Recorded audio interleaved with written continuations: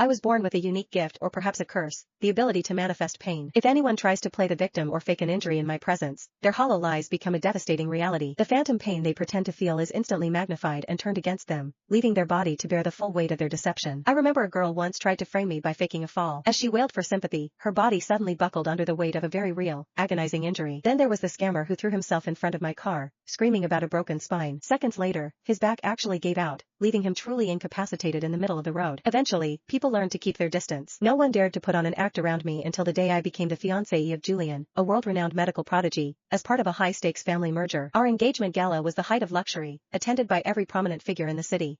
Just as we were about to exchange rings, the heavy doors were flung open with desperate force. A girl in a flowing white dress stumbled in, looking as fragile as a wilted lily. This was Monica. She clutched her stomach, her face pale under the gaze of hundreds of guests, and lunged for Julian's sleeve. Tears streamed down her face like pearls, and her forehead was slick with a cold sweat. "Julian, I think the cancer is back," she gasped. "It hurts so much. Please, help me." The elegance of the ballroom vanished into a suffocating silence. I watched her, a cold smile tugging at the corners of my mouth. Late-stage stomach cancer? That was interesting, considering I'd seen her on social media just yesterday, indulging in a massive feast. And yet, here she was today, supposedly at death's door. To my surprise, Julian's composed facade shattered instantly. Without a second thought, he brushed my hand aside and rushed to support the trembling Monica. She sank into his arms, looking as though her very life was slipping away.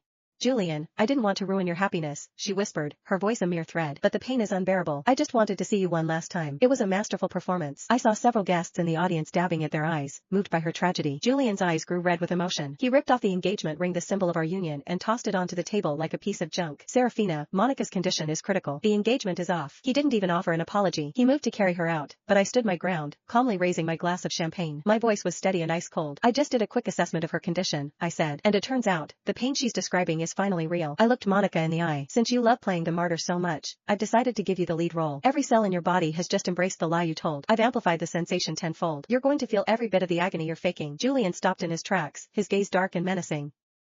"Serafina, how can you be so cruel as to curse a dying woman?" As the words left his mouth, a blood-curdling scream shattered the crystal chandeliers. Monica thrashed out of his arms and collapsed onto the floor, curling into a tight ball. She looked like a creature in total torment, clutching her abdomen as her white dress was soaked through with sweat in seconds. She rolled hysterically across the cold marble, her head thrashing against the floor. "It hurts. Make it stop," she shrieked. "My stomach. It's like it's on fire." Her cries were raw and guttural, her fingernails leaving desperate marks on her own skin as she clawed at the source of the pain. Julian, now terrified, dropped to his knees, trying in vain to hold her down. In the throes of that unbearable agony, Monica lost all reason. She lunged forward, sinking her teeth into Julian's wrist. He winced, sweat breaking out on his own brow, but he refused to let go. He looked up at me, his eyes burning with fury.